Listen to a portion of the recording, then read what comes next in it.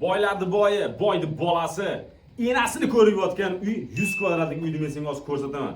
Uy mana shunaqa korobka holatda. 7-qavatda lifti bor. Zakonli narx. 15 ming dollar pul tiqasammi, 20 ming dollar pul tiqasam, shokoladni zayis degan uy bo'ladi. Boylarning boyi mana kirib kelishimiz bilan mana shunaqa katta enasini ko'rib yotgan uy kutib oladi. Mana o'ng qo'lda hojatxonasi mana. Mana bu tomon vanna xonasi mana. Mana bu tomonda oshxonasi. Gaz kirgan. Svet, suv bor. Mana bu koridordan shunday chiqamiz. Mana bitta xonasi, zal. Shokoladni zayismi uyimiz? Ustalarni kutyapti bu uy.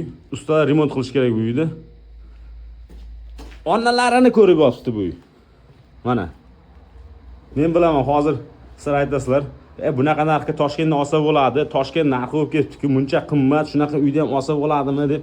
Lekin sizlar hech qanaqasiga uyning narx-navosini tushunmaysizlar. Gapiraverasizlar faqat.